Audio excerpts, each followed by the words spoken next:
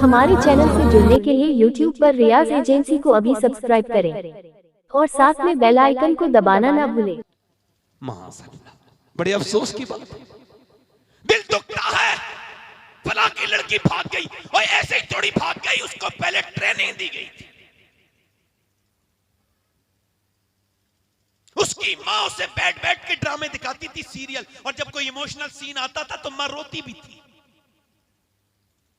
अब जवान लड़की हो गई, नाचते नाचते, फिल्में देखते देखते, ड्रामे देखते देखते, बोलो तो सही जरा यार, बोलो तो सही, ड्रामे देखते देखते, नाचते नाचते, और लड़की जो है जवान हो गई। अब उसके अगर कदम फिसल गए, उसे दीन तो मिला ही नहीं था, दीन तो मिला ही नहीं था। अगर उसने अपनी मां को कहां रोते देखा? सीरियल के सामने। अगर अल्लाह के सामने रोते देखती तो कभी जाती? आप क्या उम्मीद रखते हो? ये जो औरतें हैं, इन औरतों की बात कर रहा हूं, आप क्या उम्मीद रखते हो ये जो नाचने गाने वाली औरतें हैं, फैशनेबल, इनके घर में अच्छी औलादें पैदा होंगी? जब ये खुद ही नमाज नहीं पढ़ती तो इनके बच्चे नमाज पढ़ेंगे?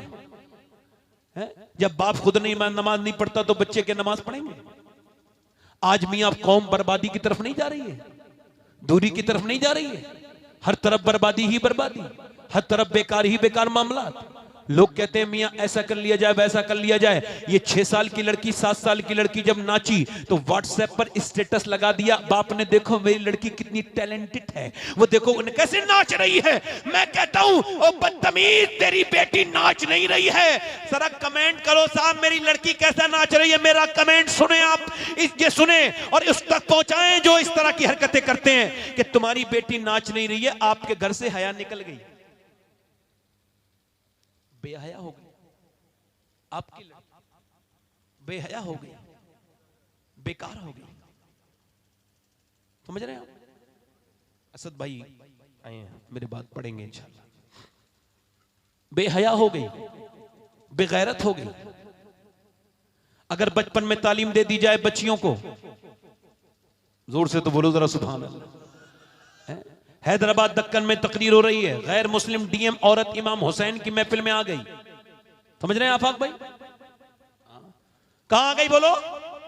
इमाम हुसैन के मिंबर पर डीएम आके बोली, हुसैन में विश्वास, यकीन है, श्रद्धा है, हुसैन को मानती हूं नेल्सन मंडेला की वजह से, मगर एक सवाल करने आई हूं, 1400 सदियां बीत गई, दूसरा हुसैन क्यों नहीं पैदा हुआ? दूसरा कोई जवाब नहीं दिया, सबने सर नीचे को झुका लिया। फिर उसने दूसरी मर्तबा क्या क्या हुआ, मेरी बात का जवाब नहीं आप लोगों के पास का, कोई बोला ही नहीं। फिर उसने तीसरी मर्तबा का क्या हुआ, जवाब नहीं है। तो एक बूढ़ा शख्स कोई नीचे से उठा, वो अल्लाह का नेक वली था, बंदा था, कौन था, वो खड़े होके बोला, ओ बेटी क्या जलील करने आई हो? सुनो, ये हुसैन तो पैदा हो जाता मगर दुनिया में दूसरी फातिमा ही नहीं आई।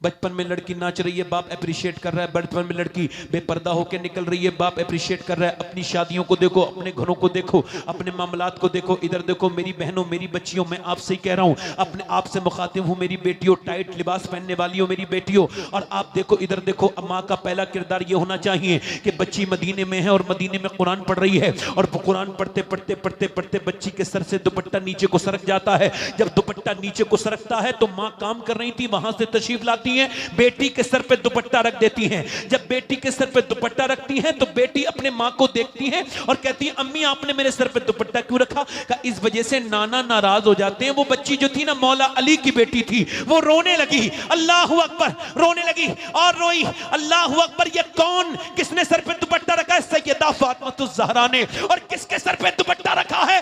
ऐसी बेटी दुनिया में कोई इस स्टेटस की बच्ची हो तो दूसरी लेके आओ। ज़ैनब वो है जिसके दोनों भाई जन्नती जवानों के सरदार हैं, उसका बाबा अली सारे वलियों का सरदार है, उसकी मां फातिमा सारी जन्नती औरतों की सरदारा है, और उसके नाना सारे नबियों का सरदार है।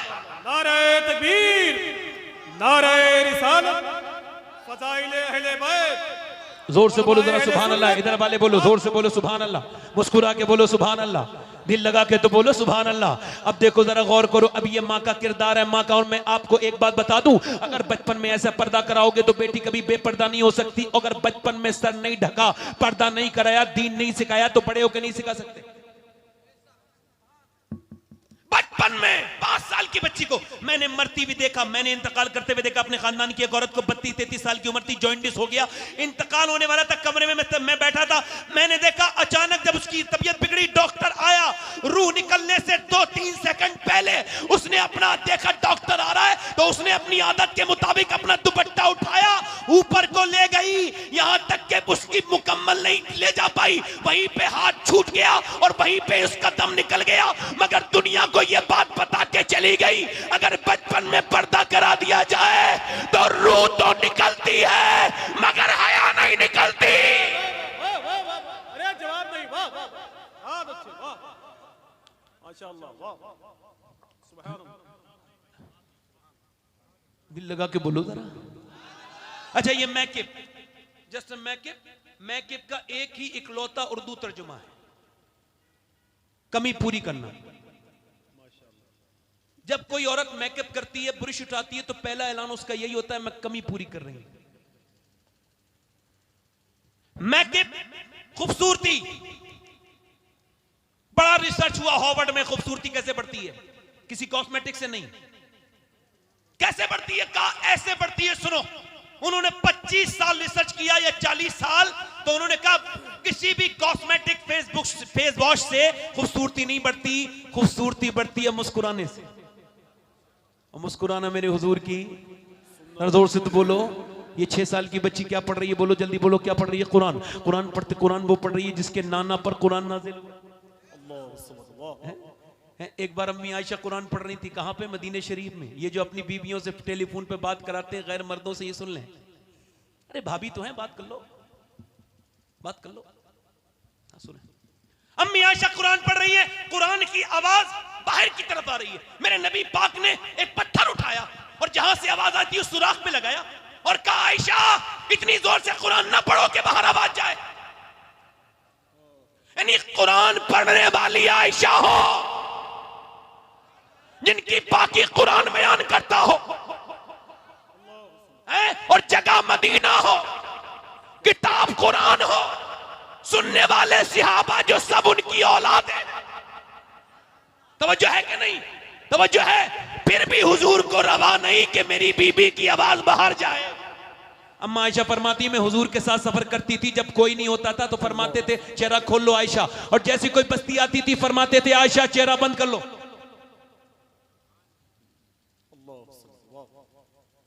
अब मेरी बात तवज्जो से सुनना। सैयदा ज़ैनब ने कुरान पढ़ रही है, सर पे दुपट्टा रखा तो रोने लगी। सैयदा फातिमा तो ज़ारा कहने लगी क्यों रोती है ज़ैनब मेरी बेटी, बता क्यों रोती हैं? और रोई और चुप है। ज़ैनब अब तो सर पे दुपट्टा रख लिया, अब क्यों रोती हैं? और रोई। ज़ैनब चुप जाना मेरी बेटी। कहती अम्मी जान मेरे नाना से कह देना इस बार मुझे माफ कर दें, अगली बार ज़ैनब सर पे से दुपट्टा नहीं हटाएगी, चाहे गर्दन कट जाए। गर्दन कट जाएगी, सर पे से दुपट्टा। करबला के मैदान में सब कुछ शहीद हो गया, सारे लोग शहीद हो गए। और जब सारों को शहीद होने के बाद सैयदा ज़ैनब निकली तो किसी जालिम ने दुपट्टे पे हाथ डाला और जैसे ही खींचा वैसे ही आपने अपने बालों से अपने चेहरे को ढक लिया और फिर मदीने की तरफ मुंह करके कहने लगी मेरे नाना मैं वही ज़ैनब हूं जो बचपन में वादा करके आई थी कि कभी बेपर्दा, मगर अब मेरे सर पे से इन्होंने चादर खींच ली। ऐ मेरे नाना मेरे भाई शहीद हुआ, मैं कैमे से बाहर नहीं निकली। जब मेरा भाई शहीद होता था उसने इशारे से कह दिया ना ज़ैनब तू ना आना। मेरे भाई शहीद होने के बाद मेरे बच्चे शहीद हुए, मेरे भतीजे शहीद हुए, मेरा भाई शहीद हुआ और उनकी लाशों पर घोड़े दौड़े, उनकी हड्डियों की टूटने की आवाजें आई मगर मैं बाहर नहीं निकली। मगर मेरे नाना अब मेरे सर पे से दुपट्टा खींच लिया गया है, अब मैं क्या करूं मेरे नाना, अब मैं क्या करूं मेरे नाना, मुझे माफ कर देना मेरे नाना। अपनी ज़ैनब को, अपनी बेटी को याद करना, माफ कर देना। मैं वही ज़ैनब हूं जो आपकी गोद में खेलती थी। अगर सैयदा ज़ैनब दुपट्टा छीनने के बाद अपने बालों से पर्दा कर सकती है तो अपनी औरतों को क्यों नहीं बताते? मेरी बहनें जो सुन रही हैं उनके कान क्यों नहीं खुलते? सैयदा ज़ैनब फरमाती हैं जो पर्दा नहीं करेगी क़यामत के दिन मैं उससे मुंह फेर लूंगी। सैयदा फातिमा फरमाती हैं जो पर्दा नहीं करेगी क़यामत के दिन मैं उसे पहचानूंगी भी नहीं। किसका दामन पकड़ेगी? हजरत सैयदना ख्वाजा मोइनुद्दीन हसन चिश्ती रज़ी अल्लाह तआला अन्हु, वो कहते हैं मैंने अपने पीर उस्मान हारूनी से पूछा, अगर औरत अपने शौहर की इताअत करे, फरमा बरदारी करे और फरमा बरदारी करने के बाद पर्दा करे, फरमा बरदारी करे, तो फिर क्या अल्लाह उसके साथ करेगा? तो इरशाद फरमाया कि अल्लाह के रसूल ने इरशाद फरमाया, हजरत मौला अली रिवायत करते हैं कि जो शौहर की ताबेदार रहेगी, पर्देदार रहेगी, वो क़यामत के दिन मेरी बेटी फातिमा के साथ जन्नत में जाएगी। नाराए तकबीर, नाराए मेरी बेटियों मेरी बहनों, मेरी बेटियों मेरी बहनों, दुनिया छोटी सी है, ना किसी की कल हुई है ना आज हुई। तुम्हारी जवानियां ये तुम्हारी बीत जाएंगी, ये तुम्हारी जवानियां बीत जाएंगी मेरी बेटियों, ये तुम्हारा वक्त गुजर जाएगा। ओ बेपर्दा रहने वालियों, ओ मेरी बेटियों, अल्लाह से तौबा कर लो, अल्लाह से तौबा कर लो। और करबला से एक सजदे का पैगाम नहीं मिला, बल्कि दो पैगाम मिले हैं। एक भाई का पैगाम है जो कि मर्दों के लिए है, एक बहन का पैगाम है जो कि औरतों के लिए है। भाई हुसैन ने करबला से पैगाम दिया, हालात जो भी हो सजदा न छोड़ना। ज़ैनब ने कहा हालात जो भी हो पर्दा न छोड़ना। वाह वाह वाह, बहुत अच्छे, वाह वाह, अरे मियां जवाब नहीं, वाह वाह, सुभान अल्लाह, बहुत अच्छे, वाह वाह वाह वाह, मुबारक हो माशाअल्लाह, वाह। मैं पूछना चाहता हूं अपनी बेटियों से, अपनी बहनों से, मेरी बहनों, ये अपने भाइयों से भी पूछना चाहता हूं, बताओ मुझे, बताओ आपसे पूछना चाहता हूं, ये जिंदगियां कब तक इसी तरह से गुजारते रहोगे? बताओ कब तक यही जिंदगी रहेगी? ये जिंदगी एक दिन खत्म होने वाली है। जब माओ ने अपने बच्चों के साथ मोहब्बतें की थी, अल्लाह का उन पर फजल हुआ था। एक और उलमा इकराम के सामने एक मिसाल दे के अपनी बात को अपनी बहनों के और जहन के करीब करना चाहता हूं। अपनी बेटियों के, वो सब मेरी बहनें हैं, मेरी बेटियां हैं, मैं उन्हें ये पैगाम दे रहा हूं, मैं उन्हें पैगाम मदीने की तरफ से दे रहा हूं और उनका खातिम बन के आया हूं। मैं उनको ये बताने आया हूं कि तुम्हारा फैशन, तुम्हारी नमाज न पढ़ना, ये तुम बेदीन से दूरी खाली तुम्हारे लिए नुकसान का सबब नहीं है, तुम्हारी नस्लें बर्बाद होती चली जा रही हैं। तुम्हारे बच्चे जहन्नम में जाएंगे, बर्दाश्त करोगी नहीं कर सकती। तुम अपने बच्चे के पांव में कांटा लगते हुए देख नहीं सकती, तो बताओ बच्चों को कैसे बचाओगी? इधर देखो, जब माए नेक थी तो बच्चे नेक थे। मैं आपको बता रहा हूं, दिल्ली में एक माँ रात के वक्त में नमाज पढ़ रही थी, रात का वक्त था, उसकी माँ जो है वो मुसल्ले पे नमाज पढ़ते पढ़ते रोने लगी। और जब वो रोई तो उसकी थोड़ी सिसकियां बुलंद हो गई। उसका बच्चा भी खड़ा था, बैठ सो रहा था, वो उठा। 8 साल का बच्चा करीब आके माँ से कहते हैं, अम्मी जान आप रोती क्यों है? कहने लगे, मेरे बेटे और कोई बात नहीं,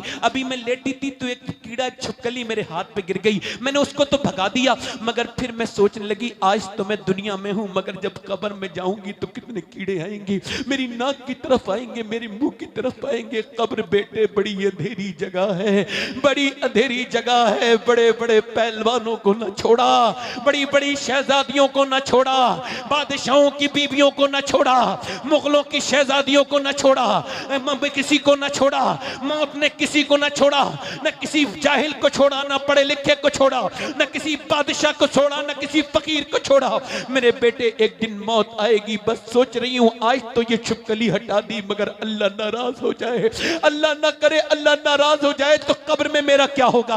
बच्चा एक दिन रो के बोला, अम्मा आप तो बहुत बड़ी हैं, मैं तो अभी बहुत छोटा हूं, मेरी उम्र तो बहुत कम है, अम्मा आप बताओ मैं कब्र में जाऊंगा तो क्या होगा? तो माँ ने ये नहीं कहा तू छोटा है, नहीं, माँ ने कहा बेटे सजदा कर, अल्लाह तुझे बचाएगा, अल्लाह तुझे बचाएगा। बेटा जब सजदे में गया ना तो फिर माँ भी सजदे में जाके बोली, मालिक मैं बेवा औरत हूँ, ये मेरा यतीम बच्चा है, इसे यहाँ तक लाना ये मेरा काम था, इसे कबूल कर लेना तेरा काम है। कभी अपने बच्चों के साथ सजदे किया करो, कभी 8 साल के बच्चे के साथ सजदे किया करो, कभी 9 साल के बच्चे के साथ, कभी 5 साल के बच्चे के साथ सजदे किया करो, कभी रातों को मुसल्ले बिछाया करो। मोबाइल चलाने वालों, गेम देखने वालों, बच्चे के सामने बिगाड़ तो आप ही रहे हो। अपने बच्चों को कभी उनके सामने नमाज उनके साथ पढ़ा करो, उनके साथ ही बन जाया करो। तुम्हारे बच्चे जरूर तुमसे पूछेंगे नमाज ना पढ़ने से क्या होता है, तो तुम जब उनसे कहोगे कि अल्लाह नाराज होता है फिर वो नमाजी बन जाएंगे। तुम जब खुद ही नमाज नहीं पढ़ते हैं और आप मेरी बेटियों खुद ही नमाज नहीं पढ़ती तो बच्चों को कैसे बताओगी?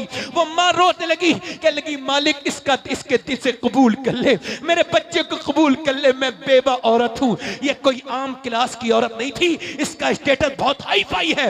इसका बाप हजरत ख्वाजा उस्मान हारूनी का खलीफा है, ये उसकी बेटी है, शेख अरब शाह की बेटी है, और ये रात को रो रही है। रोते रोते मियां रोज ऐसा ही होता था, माँ भी रोती थी, माँ भी नमाज पढ़ती थी, बेटा भी नमाज पढ़ता था। बेटा जवान हो गया, माँ का विसाल हो गया, और फिर बेटे का रंग भी दिल्ली पे चढ़ा, बेटे का भी विसाल हो गया। मगर दुनिया जाके देख ले, दिल्ली में न अमीरों की औरतों के कब्रों के निशान पता, न मुगलों की औरतों की कब्रों के निशान पता, न उनकी कब्र मिट गई, उनके किस्तें पारी ना हो गई वो औरतें। मगर जो रात को नमाज पढ़ती थी उसका मजार 3 बीघा जमीन में बना हुआ है, उसके मजार पे हर हफ्ते बुध के दिन मेला लगता है। उसका नाम सैयदा जुलेखा अल मारूफ माई साहिबा है, और करीम में उसका बेटा है, उसके मजार पे रोज मेला लगता है। उसके बेटे का नाम निजामुद्दीन महबूब इलाही है। नाराए तकबीर, नाराए रिसालत, मसलके आला हजरत अल्लामा सैयद शबाब हुसैन साहब क़िबला, उलमाए अहले सुन्नत। वाह बहुत अच्छे, वाह। मेरे भाइयों, ये बातें अब तभी होंगी जब आप अपनी बीबियों से ये भी कहो खर्चा वर्चा सब दूंगा मगर नमाज पढ़नी पड़ेगी। बहुत अच्छे, वाह। मैं के सामान दे करके अपने आप को मुतमईन करने वालों, अभी मसीहुल उलमा ने फरमाया था अपने आप को भी तकरीर करो, यही तो टॉपिक था। तो कैसे बचेंगी औलादें? तभी बचेंगी कि पहले तुम बचना सीखो। अपने आप को तब्दील करो, अपने आप को बर्बादी से बचाओ। मैं अपनी तकरीर को बस खत्म कर रहा हूं और मेरी तकरीर खत्म होने वाली है, चूंकि मैं 1:06 से शुरू हुआ था और अभी 8 या 9 मिनट मेरे पास मौजूद है। इसमें अपनी बात आखिरी कर रहा हूं। मैंने अपनी इन हाथों से बड़े बड़े लोगों को दफन कर दिया।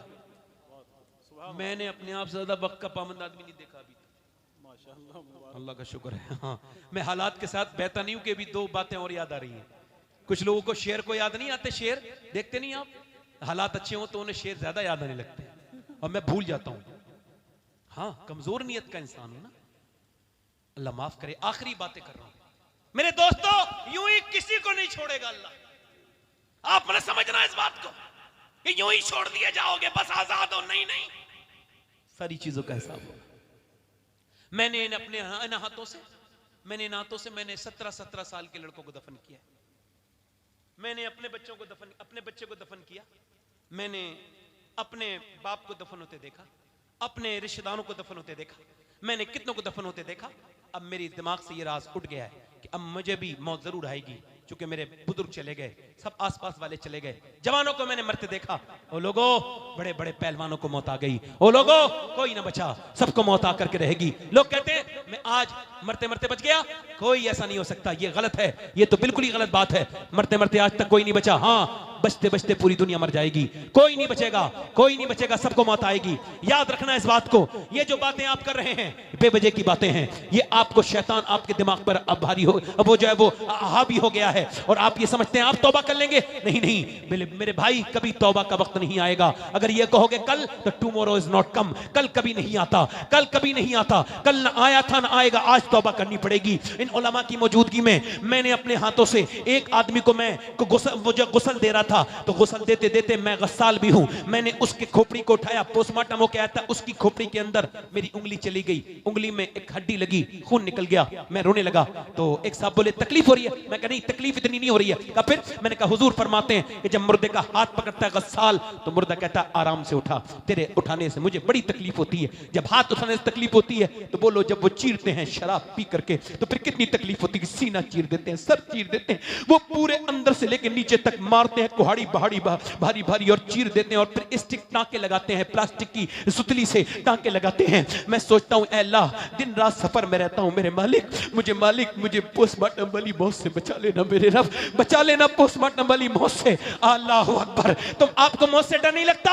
वो उमर बिन खत्ताब अरफात के मैदान में मेरे नबी ने फरमाया कि अल्लाह मेरे सहाबा इकराम पे फख्र कर रहा है और खास तौर से मेरे उमर पे फख्र कर रहा है। कौन उमर? मेरे नबी पाक ने इरशाद फरमाया मेरे बाद कोई नबी होता तो उमर होता। मेरे उमर को देख के शैतान रास्ता बदल लेता है। आज उमर के हजरत उमर फारूक आजम के जब चाकू मारा गया है, जमीन पे तशरीफ लेकर के गए हैं, आपको अब्दुल्ला इब्ने उमर ने अपने हाथों में ले लिया है। कहने लगे ओ अब्दुल्ला मेरा सर जमीन पे रख दे, मेरा सर जमीन पे रख दे। कहा नहीं हुजूर, आपने अपने जानू पे रखा। नहीं अब्दुल्ला मेरा सर जमीन पे रख दे। जब जमीन पे रखा तो जमीन पे सर रखने के बाद हजरत उमर अर्ज करने लगे मेरे मालिक मुझ पे करम कर दे। लोग कहते उमर ये है उमर वो है, मगर उमर पे तूने अगर इस वक्त करम न किया तो उमर हलाक हो जाएगा। मेरी मौत का वक्त है मालिक, उमर पे रहम कर दे। हजरत अली के जब तलवार मारी गई, अब जब जमीन पे तशरीफ ले गए तो कहने लगे ऐ अल्लाह अली को बख्श दे, अली के अमल बड़े थोड़े हैं, अली के अमल बड़े थोड़े हैं। क्या अली के अमल थोड़े हैं? जिसका घर जन्नत में हुजूर के घर के सामने हो, क्या उसके अमल थोड़े हैं? नहीं। जो पूरी रात नमाजें पढ़ता हो, क्या उसका अमल थोड़े हैं? अरे अमल तो हमारे थोड़े हैं जो नमाजों से दूर हैं। अल्लाह अकबर। सोचो मौत करीब करीब आती चली जा रही है। मौत तेगों में उबालने से ज्यादा सख्त है, मौत बहुत सख्त है मेरे भाइयों। ओ अंधेरे से डरने वाले, तुझे अंधेरे में डुबा देगी मौत, तुझे कब्र के अंदर सुला देगी मौत। ओ अपने रब को भूल जाने वाले, इन चंद टकों के चक्कर में, चंद पैसों के चक्कर में अपने रब को भूल जाने वाले, यकीनन तेरे सर पे जब मौत आके धमकेगी तो फिर तौबा का मौका नहीं मिलेगा। आज तौबा कर ले। ओ नौजवान, आज अपने रब से कह दे माफ कर दे, ए अल्लाह मुझको माफ कर दे, ए परवरदिगार मुझको माफ कर दे। हजरत सैयदना ख्वाजा मोइनुद्दीन हसन चिश्ती रदी अल्लाह तआला अन्हु कहते हैं कि मेरे पीर उस्मान हारूनी ने मुझसे कहा फला पहाड़ पे जाओ, एक अल्लाह का नेक बंदा मिलेगा, उससे मुलाकात करना। कहते मैं पहाड़ पे बड़ी मुश्किल से चढ़ा, ऊंचा पहाड़ था, तो देखा एक अल्लाह का बंदा है, उसके अंदर मैं गया हूं तो गार के बाहर एक पांव कटा हुआ पड़ा है, पांव, और मैं अंदर गया हूं तो एक पांव के एक बुजुर्ग है, बड़ा चेहरा खूबसूरत है। मुझे देखते ही उन्होंने कहा तुम्हारा नाम मोइनुद्दीन चिश्ती, आओ मेरे करीब आ जाओ। कहते मैं उनके करीब गया, उन्होंने मुझे खड़े होकर सीने लगाया, टेक से वो खड़े हुए। फिर मैंने उनसे पूछा आप खैरियत से? कहा एक सवाल था, आप बुरा ना माने, एक पांव बाहर पड़ा है, एक पांव आपका नहीं, क्या बात है? कहने लगे कि सारी बातें तो बताने की नहीं होती ना। मैंने कहा हुजूर बताए ना, मैं इतनी दूर से आया हूं। कहने लगे बारिश बहुत ज्यादा हो रही थी, मैं गरीब आदमी, मेरे पास पैसे नहीं, कंबल नहीं, तो सर्दी लगने लगी, ये पहाड़ी इलाका है। मैंने दुआ की अल्लाह बारिश रोक दे परवरदिगार, तो 8 दिन में बारिश रुकी। मैं कहते धूप में सिकने के लिए अपनी गार के बिल्कुल चेहरे पर बैठा था, अपने गार के दरवाजे पर बैठा था। कहते मैं दरवाजे पर जब बैठा था तो एक अचानक जो है ना, वो एक लड़की उधर से गुजरी, तो मैंने अपनी टांग ऐसे करके आगे बढ़ाई उसकी तरफ को। कहते टांग हवा में मुअल्लक थी कि एकदम गैब से आवाज आई, हाथे पे गैब से आवाज आई। आवाज ये थी कि दोस्ती हमारे साथ करता है और जाता किसी और के पीछे। मैंने अपना पांव सहम के पीछे कर लिया। मैंने कहा मालिक मैं तो तुझे दूर कितना समझता था, मगर तू कितना करीब है। मैं सजदे करता था तो गाफिल था, मगर तू कितना करीब है कि मैंने पांव उठाया तूने देख लिया, पीछे कर लिया। फिर मैंने अपना पांव अंदर नहीं किया, मैंने बड़ा सा पत्थर उठाया, यार की मर्जी के बगैर बाहर क्यों गया। मैंने उस पे जोर से हाथ मारा, जोर से पत्थर मारा, हड्डी टूटी, में बेहोश हुआ। फिर मैं उठ कर फिर मारा, फिर मारा, फिर मारा। कहते हो मोइनुद्दीन सारी हड्डियां टूट गई, मेरा पूरा, मैंने अपना टांग तोड़ के बाहर को फेंक दी और कहा मेरे मालिक अब मुझे माफ कर दे, अब तेरी मर्जी के बगैर टांग बगाए। हो नौजवान वापस पलट के आ जा, तू औरतों के पीछे भागने के लिए नहीं, तू तो हुजूर की दीवानी मोहब्बत के लिए पैदा किया गया। बाबा वो कहते हैं ख्वाजा साहब, ख्वाजा मोइनुद्दीन चिश्ती, मैंने उसे अपने सीने लगा लिया, उन्होंने मुझे सीने कहा मुझे अल्लाह माफ कर दे। मैंने कहा अल्लाह आपको ही माफ नहीं करेगा, जो ये बात सुन के अपने गुनाहों से तौबा कर ले अल्लाह उसको भी माफ कर। मेरे भाइयों तौबा कर लो, अपने रब से कहो मालिक तू करीम है। वो कहता है आदम की औलाद, एक आंसू जो तेरी आंख से निकले और तेरे गाल तक आ जाए मैं सारे गुनाह उसी से माफ कर दूंगा। एक आंसू, एक आंसू, ओ रो लो, मौत से पहले रो लो, ओ अपने रब से तौबा कर लो भाइयों, अपने रब से कहो मालिक माफ कर दे, तू बड़ा करीम है। उससे कहा करो अगर मेरे जैसा गुनहगार कोई नहीं तो तेरे जैसा करीम कोई नहीं। कितने लोग ऐसे इस महफिल में जो हुजूर के नाम पे गर्दन गड़ा सकते हैं? दोनों हाथ रख के बताएं। एक दूसरे की तरफ मत देखना और मुस्कुराना नहीं, जो गर्दन कर सकता है कुछ भी कर सकता है ना? नीचे हाथ कर लें। कितने लोग ऐसे हैं जो हुजूर के नाम पे आज से गर्दन भी कटा देंगे और आज से 1 मिनट पूरी दाढ़ी भी रखा लेंगे, इस महफिल में खड़े हो जाएं, खड़े हो जाएं। बाहर को आ जाएं, दाढ़ी रखाने वाले बाहर आ जाएं, यहां आ जाएं, यहां आ जाएं। आ जाओ चाचा, आ जाओ, इधर आ जाओ। जो आज से पूरी सुन्नत रखाएं, ये भाईजान हमारे खड़े हुए हैं, इन्होंने ये बताया देखो ऐसी दाढ़ी माना नहीं रखती, ये भी दाढ़ी कटाने मुड़ाने के बराबर ही है। दाढ़ी वो है जो पूरी एक मुट्ठी में आती हो। जोर से बोलो सुभान अल्लाह। आ जाओ, बैठो बैठो, आ जाओ। 100 शहीदों का सवाब है एक दाढ़ी पर। हर नबी के दाढ़ी हर वली के, खड़े रहो भाई, खड़े रहो यहां पे। हर नबी के दाढ़ी हर वली के दाढ़ी है। कोई और आशिक रसूल जो खड़ा हो जाए और कहे आज तक जिया था दुनिया के लिए, फैशन के लिए, आज तक जिया था फैशन के लिए, दुनिया के लिए, दुनिया वालों के लिए, उन्हें दिखाने के लिए, मगर आज से जीऊंगा अपने नबी के लिए, क्योंकि मेरे ताजु शरिया कह के गए हैं जिंदगी ये नहीं है सभी के लिए, जिंदगी है नबी की, नबी की। कोई और आशिक रसूल है जो सुन्नत रसूल के लिए खड़ा हो जाए? आ जाए, आ जाए आशिक रसूल, इधर इधर आ जाए, इधर आ जाए आप लोग, इधर आ जाए। पीछे कोई आशिक रसूल है? जल्दी आ जाए, 2 लोग वो आ रहे हैं माशाल्लाह। और कोई नौजवान है? 100 शहीदों का सवाब। दाढ़ी मुड़ाने से बंदा खूबसूरत नहीं होता, दाढ़ी रखाने से होता है। आ जाओ, सुन्नत रसूल है, आ जाओ। और सोच समझ के आना नौजवानों, और ये दावा, ये वादा करके आना कि न माँ की मानेंगे न बाप की मानेंगे, क्योंकि नबी से जो हो बेगाना उसे दिल से जुदा। आओ सुन्नत रसूल के लिए आओ, आओ मेरे नबी की सुन्नत के लिए आओ। सैयद साहब क़िबला तशरीफ रखते हैं और ये दुआ करेंगे, और मसीहुल उलमा दुआ करेंगे आपके लिए, और बिलखुसूस ये दुआ होंगी इंशाअल्लाह आपके लिए। आ जाओ, आ जाओ, दाढ़ी रखाने वाले आ जाए माशाअल्लाह, आ जाए। मेरे पास देखो, मैंने आपसे कहा था मैं वक्त का पाबंद हूं, और अभी 2 मिनट 3 मिनट रह गए, आप जरा हाथ ऊपर उठा लें। आ जाए, आ जाए, आ जाए, वक्त नहीं। आ जाओ दोनों लोग, और आ जाओ, जल्दी निकलो बाहर को, आ जाओ जल्दी से। कितने हो गए ये? 1 2 3 4 5 6 7 8 9 10 11 12 13 14 24 हो गए माशाअल्लाह, 26 हो गए।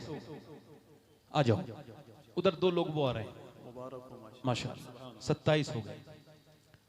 जरा आप हो ही हाथ उठा के आओ, हाथ उठाते हुए आओ भाई, हाथ उठाओ मेरे साथ को। इंशाअल्लाह वादा करते हैं इन उलमा को गवाह बनाकर, आज के बाद न दाढ़ी कटेगी न मुड़ेगी इंशाअल्लाह। आज से, अभी से अल्लाह आपको जज़ाए खैर अता करे, अल्लाह अपने हबीब के सदक़े पे आपको इस्तिक़ामत अता फरमाए।